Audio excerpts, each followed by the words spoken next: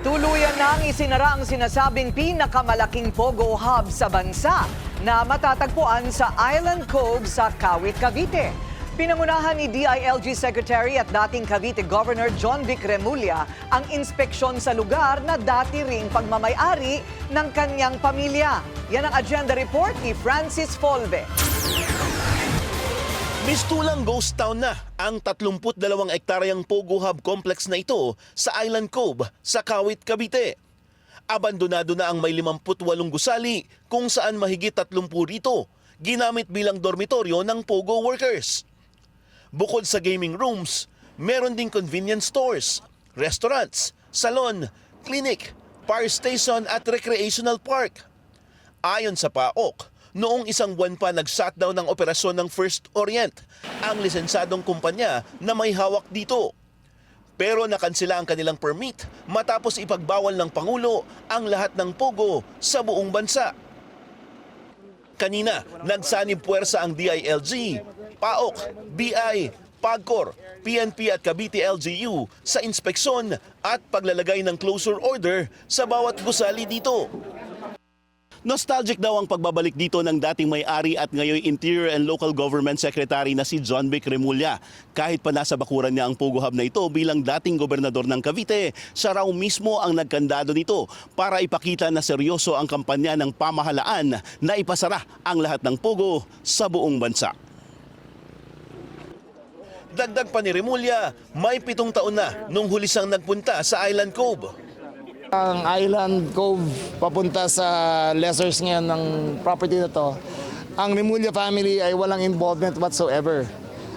Nung ako ay governor, wala akong pinirmahan na permit, wala akong pinirmahan na development permit, walang dumaan sa akin na letter of no objection.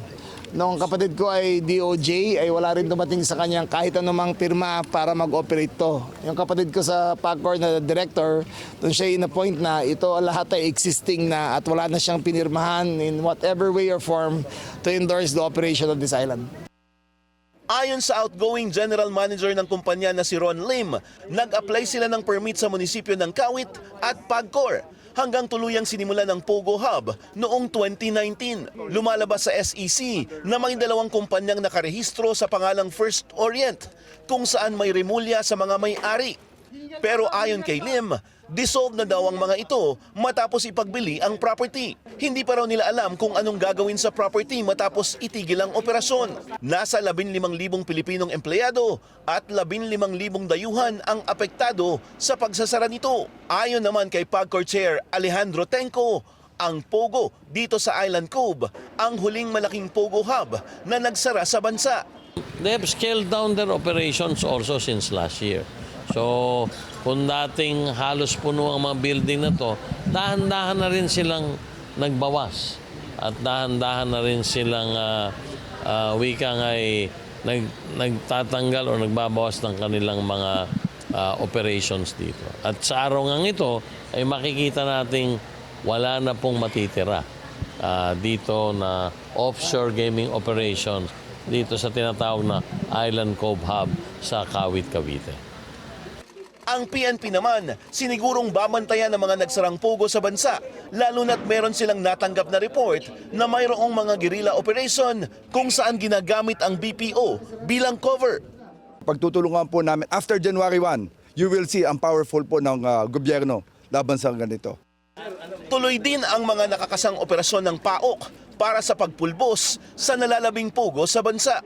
We will be utilizing yung mga barangays natin, kasi most likely sila po yung nakakakita. There's a lot of indicators kung paano nyo po malalaman na mayroon Pogo operation sa isang lugar. Sa December 31 ang deadline na ibinigay ng Pangulo para isara ang lahat ng Pogo operation sa buong bansa. Para sa agenda, Francis Folve, Bilyonaryo News Channel.